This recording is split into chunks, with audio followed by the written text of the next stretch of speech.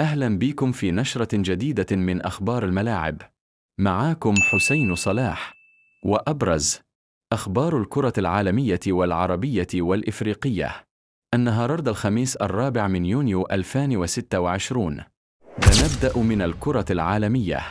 يواصل العالم استعداداته لانطلاق كأس العالم 2026 بعد أيام قليلة، حيث تخوض المنتخبات سلسلة من المباريات الودية القوية للوقوف على الجاهزية النهائية.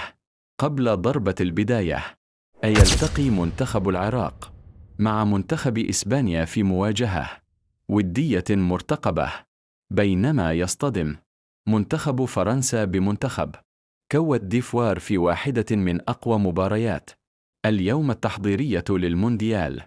اعتمد الاتحاد الدولي لكرة القدم فيفا مجموعة تعديلات جديدة على بعض القوانين التحكيمية، أبرزها تسريع استئناف اللعب ومنح تقنية الفيديو صلاحيات أوسع خلال البطولة المقبلة.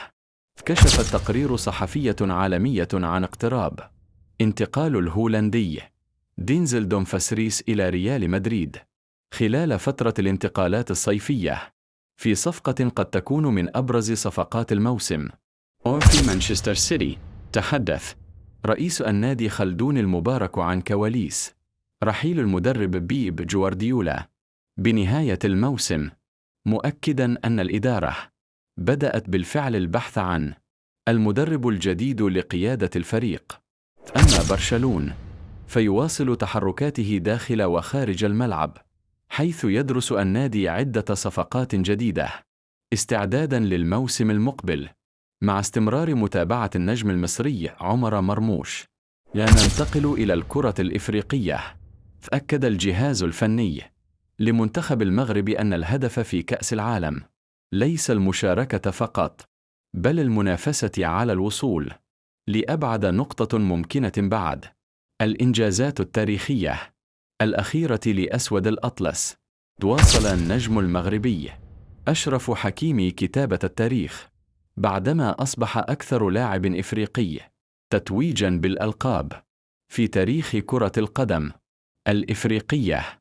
واصل منتخب الجزائر نتائجه الإيجابية بعدما حقق فوزاً ودياً مهماً على هولندا بهدف دون رد في واحدة من أبرز مفاجأة فترة التوقف الدولي.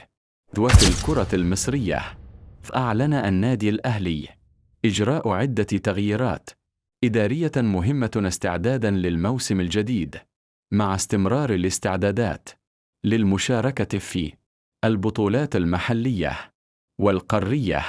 بينما يواصل نادي الزمالك جهوده لحل الملفات المالية والقانونية العالقة لتفادي أي عقوبات قد تؤثر على مشاركاته المقبلة. ويحظى منتخب مصر باهتمام إعلامي كبير قبل المونديال، وسط إشادة دولية بالمدرب حسام حسن وثقة متزايدة في قدرة الفراعنة على تقديم بطولة قوية.